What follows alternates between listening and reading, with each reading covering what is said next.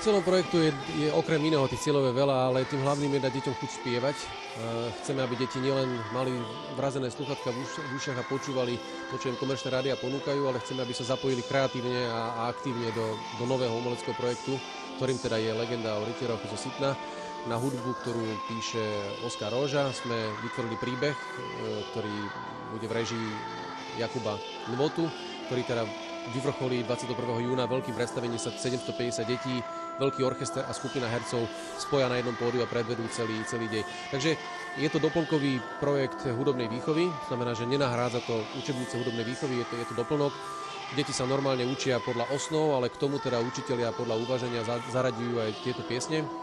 Že som ambasádorkou, to znamená, že vlastne spájam ten výsledný projekt s tými deckami, pretože umelci nemajú možno toľko času chodiť decka navštevovať, takže ja som už bola asi na 10 školách a s deťmi sa rozprávame o tom, ako sa na to tešia, vysvetľujeme si nejaké záležitosti ohľadom toho, spievajú, ukazujú, ako im to ide, takže ja som taký priebežný kontrolór, návštevník.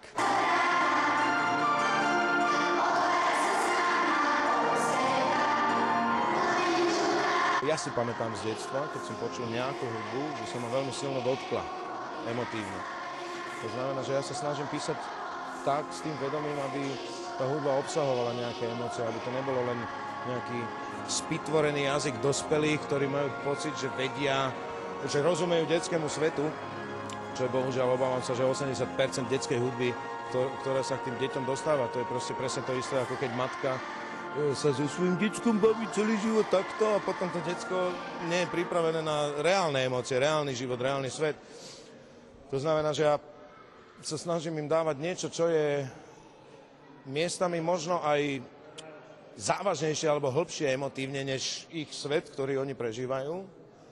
Ale zase vyvažujeme to aj humorom, aj nadľahčenosťou a tak, ale ja si myslím, že naozaj jediný lakmusový papierik sú tie deti samotné, ktoré ich to baví, spievajú to, aj chlapci, aj devčatá, nikto sa neskrýva, počúvajú. Fantastické. Tak ja tu mám hrať tých dvoch bratov, ktorí sú Tyra a Zamir, takže ja by som mal byť Tyra a Marian Čekovský Zamir, čo je vlastne aj jeden z dvoch dôvodov, ktorí ma presvedčili o tom, aby som účinkoval v tejto show, alebo ak sa to bude nazývať, neviem. My sme mali veľmi prísneho pána učiteľa Škvarku na hudobnej výchove a on bol akože, no bol to veľký drsňák, takže tam niekedy sa používali metódy, ktoré už dnes by nebolo možné uplatniť,